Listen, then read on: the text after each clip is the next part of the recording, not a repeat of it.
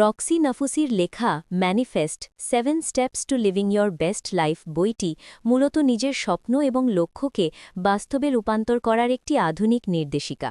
লেখিকা এখানে ম্যানিফেস্টেশন বা অভিপ্রায় বাস্তবায়নকে কেবল কল্পনা নয়, বরং একটি সুশৃঙ্খল জীবনধারা হিসেবে তুলে ধরেছেন।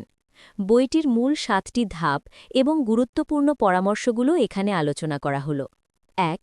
আপনার লক্ষ্য সম্পর্কে সুনির্দিষ্ট হন। ম্যানিফেস্টেশনের প্রথম ধাপ হল আপনি আসলে কি চান তা স্পষ্টভাবে জানা।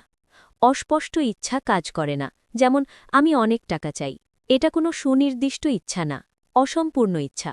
আগা নেই, মাথা নেই, আপনাকে সুনির্দিষ্ট লক্ষ্য স্থির করতে হবে।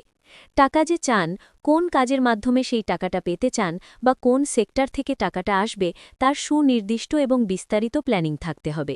যেমন আমি আগামী 1 বছরের মধ্যে একটি নির্দিষ্ট পদে পদোন্নতি চাই, তাহলে সেই পদোন্নতির জন্য যা করা লাগে ধারাবাহিকভাবে সুনির্দিষ্ট পরিকল্পনা অনুযায়ী আপনাকে সেটা করতে হবে।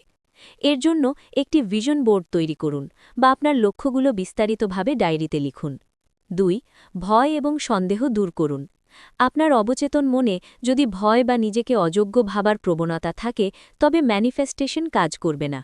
আপনার ভেতরে থাকা লিমিটিং বিলিফ বা সীমাবদ্ধ চিন্তাভাবনাগুলো চিহ্নিত করুন। আমি এটা পারব না, এই চিন্তাটি কেন আসছে তার মূলে যাওয়ার চেষ্টা করুন। নিজের প্রতি আত্মবিশ্বাস বাড়ানোর জন্য ইতিবাচক বাক্য ব্যবহার করুন। 3. নিজের আচরণ বা কাজকে লক্ষ্যের সাথে মেলান। শুধু ভেবে বসে থাকলে হবে না, আপনার কাজকেও লক্ষ্যের সাথে সামঞ্জস্যপূর্ণ হতে হবে। আপনি যে মানুষটি হতে চান তার মতো করে আচরণ করা শুরু করুন। আপনার অভ্যাস এবং সিদ্ধান্তগুলো যেন আপনার ভবিষ্যৎ লক্ষ্যের প্রতিফলন হয়। প্রতিদিন ছোট ছোট এমন কিছু কাজ করুন যা আপনাকে আপনার লক্ষ্যের এক ধাপ কাছে নিয়ে যায়। 4. মহাবিশ্বের পরীক্ষায় উত্তীর্ণ হন। লক্ষ্যের দিকে এগিয়ে যাওয়ার সময় বাধা বা প্রলোভন আসবেই, এগুলোকে লেখিকা মহাবিশ্বের পরীক্ষা হিসেবে অভিহিত করেছেন। অনেক সময় আপনি যা চান তার চেয়ে একটু কম ভালো কিছু আপনার সামনে আসবে। দ্রুত সেটা গ্রহণ না করে আপনার চূড়ান্ত লক্ষ্যের জন্য ধৈর্য ধরুন। নিজের আত্মসম্মান বজায় রাখুন এবং সস্তা বা সাময়িক কোনো সুযোগের জন্য দীর্ঘমেয়াদী লক্ষ্য ত্যাগ করবেন না। 5. কৃতজ্ঞতা প্রকাশ করুন। কৃতজ্ঞতা হল ইতিবাচক শক্তির চাবিকাঠি। আপনার যা নেই তা নিয়ে আফসোস না করে আপনার যা আছে তার জন্য কৃতজ্ঞ হন। এটি আপনার মানসিক অবস্থাকে অভাব থেকে প্রাচুর্যের দিকে নিয়ে যায়।